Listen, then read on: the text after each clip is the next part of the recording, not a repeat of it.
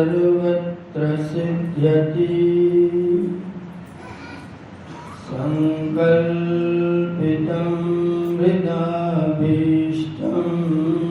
तं वन्दे जगदीश्वरं तं वन्दे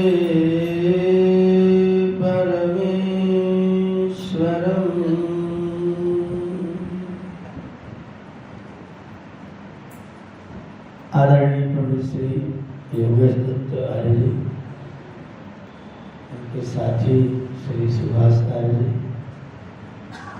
इस समाज के धर्माचार्य आदरणीय आचार्य रामशंकर जी, समाज के सभी सम्मानित पदाधिकारीगण, वंदनीय मातृशक्ति, आदरणीय सज्जन, यज्ञ के विषय में आप चर्चा श्रवण कर रहे थे। अगर कोई कहे कि वैदिक संस्कृति में सबसे अधिक किसकी प्रशंसा की गई है, तो आप आराम से यज्ञ की प्रशंसा करके घोषणा कर सकते हैं। यज्ञ की प्रशंसा, इतनी चर्चा यज्ञ की है, इतनी चर्चा यज्ञ की है। हर पल, हर क्षण, हर मंत्र में कहीं न कहीं यज्ञ के विषय में आपको चर्चा श्रवण करने को मिल जाएगा। पर यज्ञ को कभी भी केवल अग्निहोत्र में सम्मिलित मत करिएगा। महर्षि दयानंद सरस्वती ने यज्ञ शब्द जहां पर आया वेदों में, सब जगह शिल्प विद्या अर्थ कर, यज्ञ का अर्थ शिल्प विद्या किया हुआ है। शिल्प विद्या का मतलब जितना भी कला कौशल है संसार में सुख से रहना है, उस सब का नाम ईश्वर ने यज्ञ के रूप में घोषित किया हुआ है। आयुर्वेद का एक ग्रंथ है, आप सबने नाम सुना होगा, महर्षि अग्निवेश का लिखा हुआ है, उसका नाम है चरक। लेखक उसके महर्षि अग्निवेश है। चरक संहिता के नाम से वो ग्रंथ प्रसिद्ध है। चरक संहिता का अर्थ करने का मतलब है चर गति भक्षणयोः, जिसके द्वारा जाना, पाना, जानना और खाना बताया जाए उसे कहते हैं चरक। चर धातु के 4 अर्थ हैं, जाना, जानना, पाना और खाना। तो जिस ग्रंथ में इन चारों क्रियाओं को कैसे कैसे करना चाहिए इसका वर्णन मिले, उस ग्रंथ का नाम क्या होगा? चरक संहिता। वहां एक प्रश्न आया कि व्यक्ति को अपने जीवन को स्वस्थ रखने के लिए, स्वस्थ, हम लोग जो है ना शब्दों के अर्थों में थोड़ा ऊपर रहते हैं, लेकिन वैदिक भाषा में, वैदिक संस्कृति में शब्द बड़े महत्वपूर्ण, अस्त्र शस्त्र सब कुछ। शब्द बहुत बड़ा अस्त्र है, शब्द बहुत बड़ा शस्त्र है, शब्द बहुत बड़ा औजार हथियार है। ये जो स्वस्थ शब्द है ना, स्वस्थ किसे कहते हैं? आप किसी से पूछेंगे स्वस्थ किसे कहते हैं? बुखार नहीं है, जुकाम नहीं है, ठीक ठाक खा पी रहे, स्वस्थ हो, इसे स्वस्थ नहीं कहा। लिखा है चरक में, प्रसन्नात्मेन्द्रिय मनः स्वस्थ इत्यभिधीयते। स्वस्थ कौन है? प्रसन्न आत्मा इंद्रिय मनः, जिसकी सब इंद्रियां प्रसन्न है, जिसका मन प्रसन्न है, जिसका आत्मा भी आह्लादित है, जिसके तीनों ठीक ठाक है, उसका नाम क्या है? स्वस्थ। अब व्यक्ति स्वस्थ कैसे होगा? दवाइयों से आप शरीर को ठीक कर सकते हैं, लेकिन मन को, मन के लिए क्या दवाई लाएंगे? तो वहाँ जब स्वास्थ्य की चर्चा चली तो वहाँ चला, अगर किसी को स्वस्थ रहना है तो व्यक्ति को धर्म का पालन करना चाहिए। स्वस्थ रहना हो तो क्या करना? धर्म का पालन करना। फिर बोले धर्म क्या चीज है, कौन से धर्म का पालन करें तो स्वस्थ रहेंगे? तो फिर आगे बात बढ़ी, त्रयः धर्मस्य स्कंधाः, धर्म के 3 स्कंध हैं, 3 खंभे हैं। वो ब्लैक बोर्ड जो स्कूल में खड़ा किया जाता है, तिगोड़िया, 2 पैर फिर एक पीछे पैर, बोले तिगोड़िया है। धर्म के एक 3 हैं जिनको 3 पैर कहा जाता है। वो कौन कौन है? तो कहा यज्ञ, अध्ययन, दानानि। त्रयः धर्मस्य स्कंधाः यज्ञाध्ययन दानानि। 3 धर्म के स्कंध हैं। कौन कौन से? यज्ञ, अध्ययन और दान। अब किसी को स्वस्थ रहना हो तो क्या करना? और क्या करो? अध्ययन करो। और क्या करो? अगर ये तीनों चीजें व्यक्ति जीवन के व्यवहार में लागू कर दे तो अस्वस्थ हो ही नहीं सकता। न तन से अस्वस्थ होगा, न मन से अस्वस्थ होगा, स्वस्थ ही रहेगा। लेकिन इन तीनों शब्दों को समझने की आवश्यकता है। यज्ञ क्या है, अध्ययन क्या है और दान क्या है। यज्ञ माने हवन नहीं,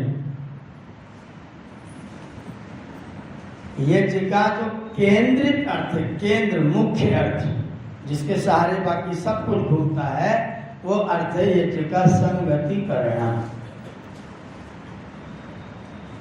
आप हम इतने लोग समाज में हैं, इतने लोग समाज में हैं, सबकी अलग अलग बुद्धि है, किसी की भी एक जैसी नहीं। मुझे बहुत अच्छा लगा नरेंद्र जी कि यहाँ संचालन करने का मौका सबको मिलता है बारी बारी। ऐसी परंपरा सब जगह नहीं है।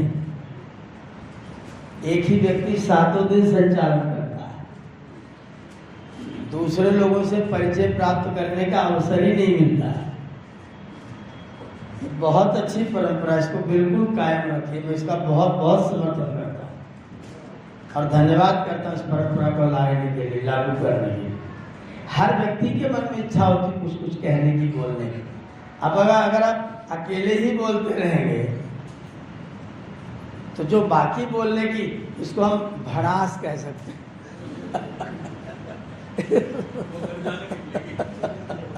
उसको निकालने का अवसर आप कैसे दें? और समाज में जो व्यक्ति आगे उसे बोलने का मौका नहीं मिलेगा तो आपके साथ कब तक रहेगा? तो यहाँ तो यही चौधरी में तो चला, यहाँ से मुझे तो मौका नहीं मिलता बोलने। कलकत्ता आर्य समाज में आचार्य उमाकांत उपाध्याय जी बहुत अच्छे, बहुत बड़े विद्वान हुआ करते थे। अभी उनका देहांत हो। वो ये चिट्टे ब्रह्मा रहते थे 20 साल लगातार। उनका जब देहांत हुआ तो इन लोगों ने बड़ी मशक्कत के बाद एक बार ये चिट्टा ब्रह्मा मुझे बनाया। मैं जब यचिका ब्रह्मा बना तो पूर्णाहुति के दिन वहाँ 8 पुरोहित रहते हैं कलकत्ता आर्य समाज में। उन 8 पुरोहितों को मैंने कहा अपने संचालन में ब्रह्मा बन करके, मैंने कहा कि आज आप अपने सद्विचार, अपना आशीर्वाद यजमानों को हर व्यक्ति देगा। सभी पंडित लोग 2-2 मिनट का समय लेकर के आशीर्वाद प्रदान करें। जितने लोगों ने बोला, सबसे पहले ये बोला कि 30 साल में पहली बार हमको भी आशीर्वाद देने के लिए कहा गया। नहीं तो ब्रह्मा जी अकेले अपना काम करते। हर व्यक्ति के मन में है कि मैं भी कुछ करूं।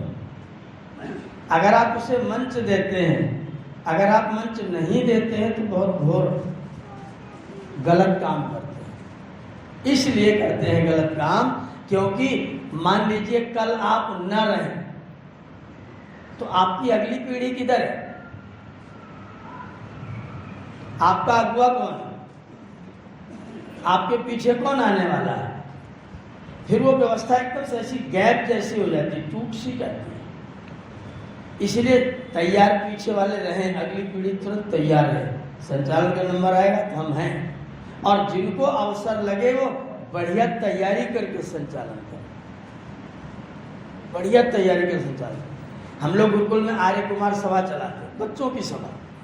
बच्चे ही अध्यक्ष बनेंगे, बच्चे मुख्य अतिथि बनेंगे, बच्चे संचालन करेंगे, बच्चे वक्ता होंगे। हम आशीर्वाद देने के लिए बैठेंगे, चेक करने के लिए बैठेंगे, कुछ भी नहीं बोले।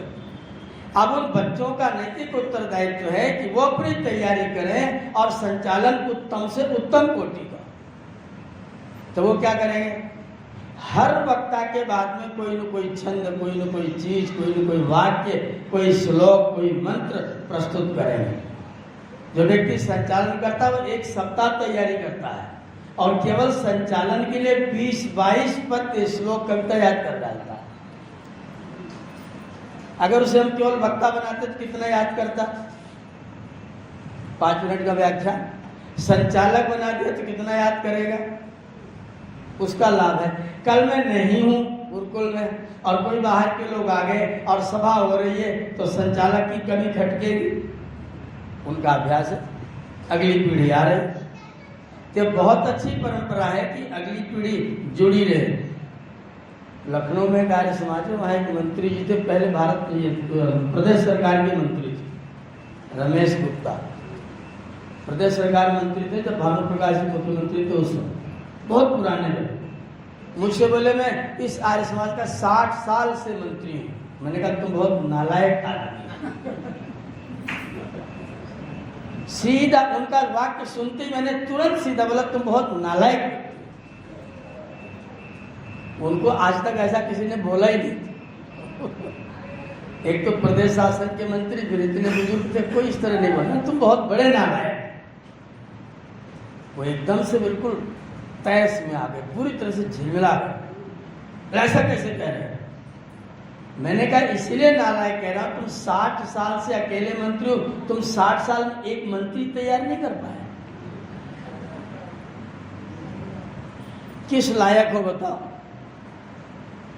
आप 60 साल मंत्री थे तो आप 60 साल में एक मंत्री तैयार नहीं कर पाए कि आपके पीछे भी कोई मंत्री बनता। हमने नौजवानों को पूछा बताओ तुम लोग मंत्री बनना चाहते हो कि नहीं? बोले सब मौका ही नहीं मिल रहा, हम लोग तो ढूंढ रहे हैं कि कब लुढ़के,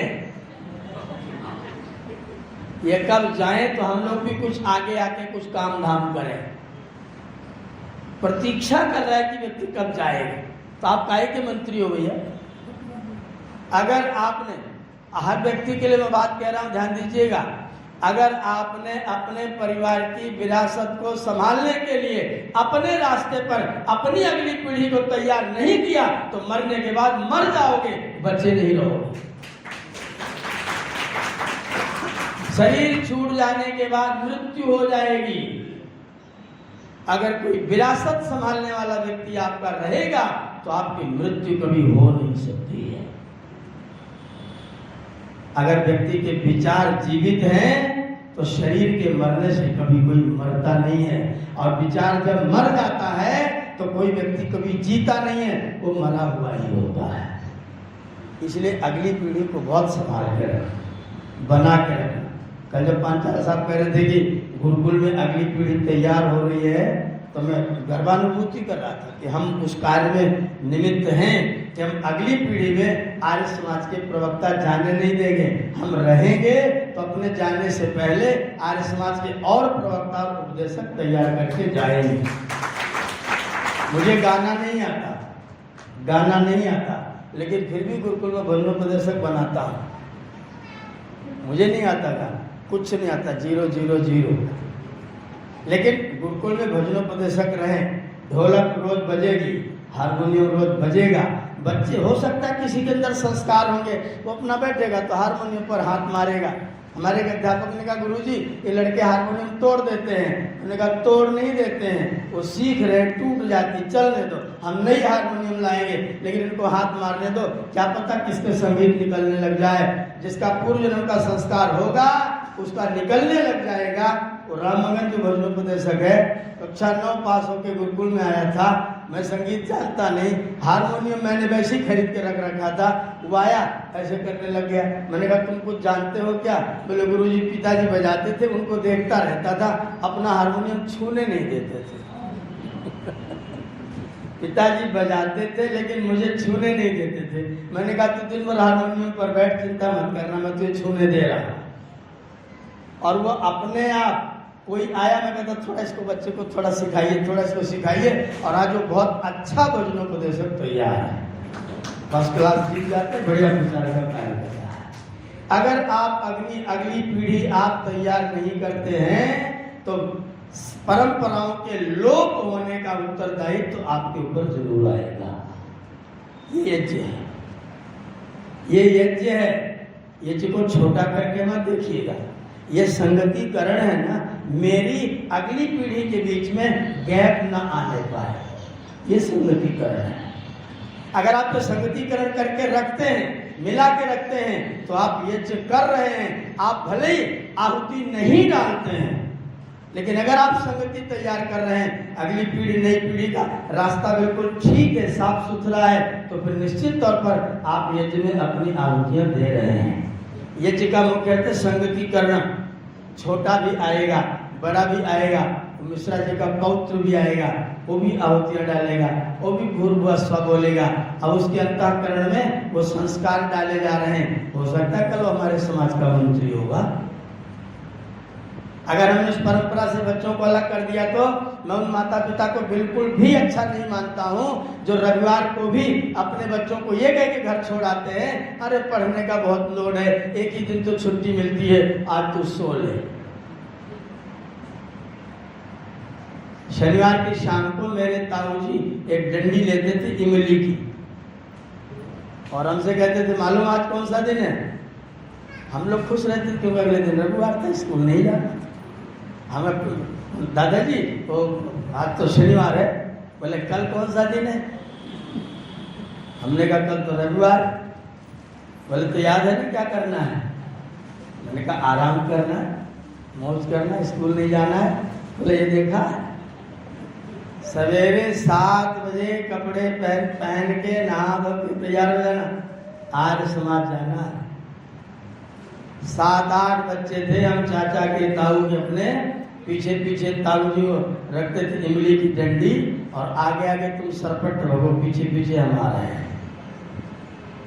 आर्य समाज लेकर के जाते थे, और वहां आर्य समाज जाने का संस्कार आज तक यहाँ से उतरा नहीं है। यन्नवे भाजने लगना संस्कारो नान्यथा भवे। जो नए बर्तन में डाला हुआ संस्कार होता है वो कभी मिटता नहीं है। पुराने पर पेंट करोगे तो उतर जाएगा, जब बन रहा होगा उस समय जो चिन्ह डाल दोगे वो कभी घड़े पर से उतरता नहीं है। इसलिए कोई नुकसान नहीं होता, पढ़ाई का बिल्कुल भी नुकसान नहीं होता। बच्चों को समाज के साथ में विरासत सौंपने के लिए जोड़ने की कोशिश करते रहिए। ये यज्ञ है, ये संगतिकरण है, पति पत्नी का संगतिकरण। पति ने कहा ये करना है, पत्नी का बिल्कुल करना है। पत्नी ने कहा ये करना है, पति ने कहा बिल्कुल करना है। भाई ने कहा ये करना है, दूसरे भाई का बिल्कुल करना है। अगर ये संगतिकरण हमारे परिवारों में हो तो जान लेना कि हम लोग यज्ञ कर रहे हैं। एक बड़ा ऊंचा खड़ा है, एक छोटा नीचे है। नीचे वाले ने थोड़ा सा हाथ ऊपर किया, ऊपर वाले ने थोड़ा सा हाथ नीचे किया, और दोनों का हाथ आपस में मिल गया, और उठा करके उसको छोटे वाले को बड़े वाले ने ऊपर खींच लिया। ये संगतिकरण है, यज्ञ है, इसको यज्ञ कहा गया है। ध्यान रखिएगा, जब भी संगतिकरण करोगे तो एक बड़ा होगा, एक छोटा होगा। बड़ा देव होगा, छोटा उसका शिष्य होगा, वो पूजक होगा, ये पूज्य होगा। पूजक पूज्य की पूजा करेगा, देव पूजा होगी, और जब देव पूजा होगी तो देव इसको दान करेगा, देव इसको दान करेगा। संगतिकरण के बिना ना तो दान संभव है, न देव पूजा संभव। संगतिकरण होगा तो देव की पूजा होगी, और देव की पूजा होगी तो देव इसको दान करेगा, और तुम अपना थोड़ा समय का दान करोगे, थोड़ी श्रद्धा का दान करोगे, थोड़ा समर्पण का दान करोगे, और ऊपर से आशीर्वाद की झोली भर भर के आएगी। संगतिकरण होगा और आपके परिवार में यज्ञ संपन्न हो जाएगा। यह यज्ञ किसी भी क्रिया में लगा दो। जब ये संसार इस रूप में नहीं था तो कैसा था?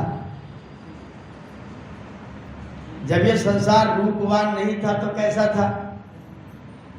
जैसे दिसंबर के महीने में धुंध रहती है। ये जो आपके मकान है ना, बड़े बड़े हॉल, हमारे शरीर, ये सब के सब धुंध के रूप में थे।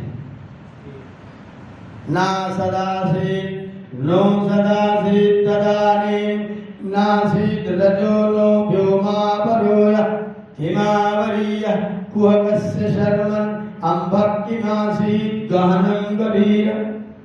ऋग्वेद के नास्ति सूक्त का पहले ही मंत्र है। कैसा था सारा संसार अपने अपने कारण रूप में, स्वामी जी का सत्यार्थ में लिखा है, जैसे कुहासे में अणु अणु अणु भरा रहता है, जैसे खिड़की में से आने वाली रोशनी में आपके घर के धूलकण घूमते चलते फिरते रहते हैं, ऐसे ही पूरा का पूरा ब्रह्मांड धूलकण के रूप में घूम रहा था। उसमें कुछ इलेक्ट्रॉन था, कुछ न्यूट्रॉन था, कुछ प्रोटॉन था, कुछ सत्व था, कुछ रजस था, कुछ तमस था। वैदिक भाषा में, दर्शन की भाषा में कहेंगे तो क्या कहेंगे? सत्व, रजस, तमस। और विज्ञान की भाषा में कहेंगे तो क्या कहेंगे? Electron, neutron, proton.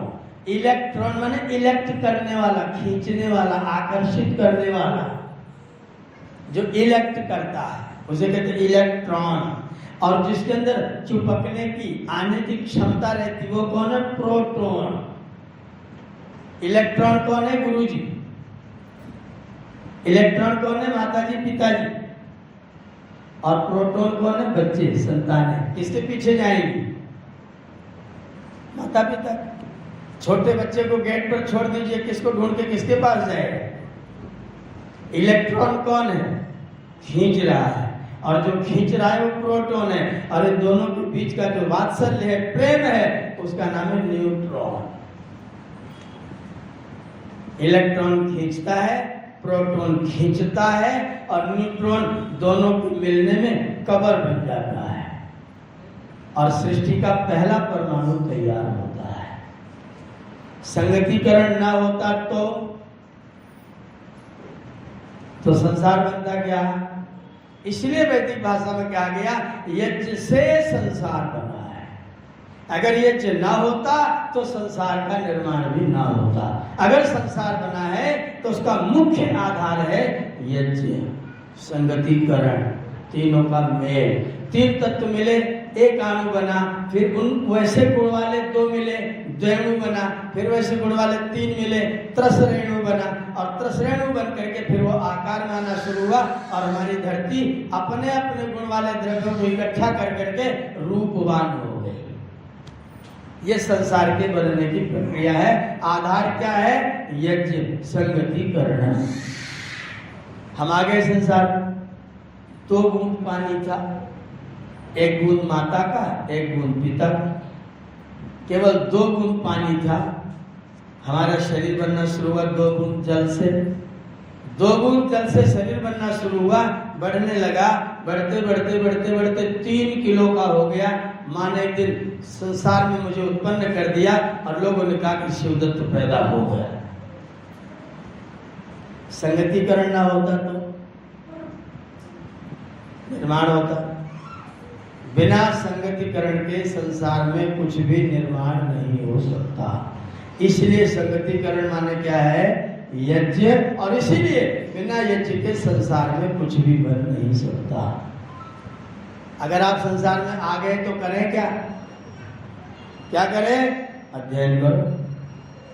मनुष्य का मुख्य काम क्या है?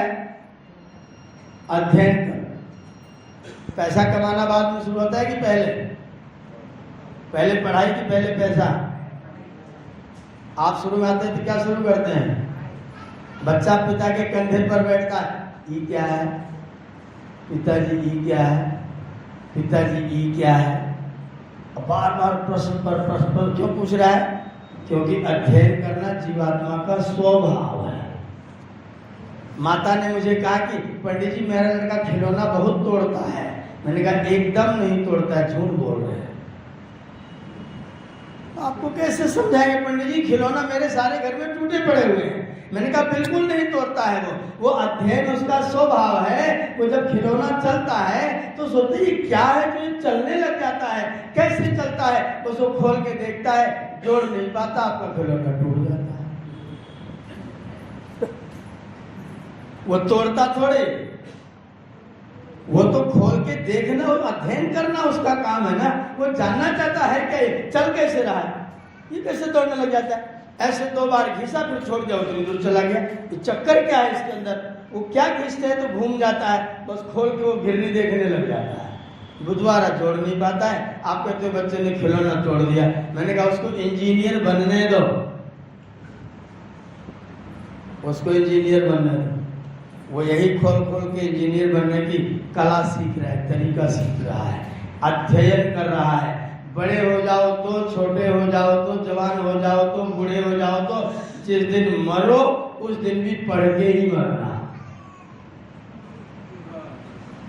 मैं तो ये कहता हूं, जिस दिन मृत्यु उस दिन भी पढ़ के मरना। क्यों? क्योंकि जैसा संस्कार आपका बना हुआ होता है वैसा ही आपका जन्म अगला प्राप्त होता है। अगर आप पढ़ लिख के जाएंगे तो क्या बन के आएंगे? गधा कि मास्टर? और बिना पढ़े लिखे जाएंगे तो 80 साल की माता थी, पंडित गुरुदत्त विद्यार्थी, उसको अष्टदेव पढ़ा रहे थे। पंडित लेखराम जी पहुंच गए। लेखराम जी पहुंचे, बोले पंडित जी क्या कर रहे हो? बोले माता जी को अष्टदेव पढ़ा रहा हूँ। भले आदमी 80 साल की उम्र में क्या अष्टदेव पढ़ा रहे?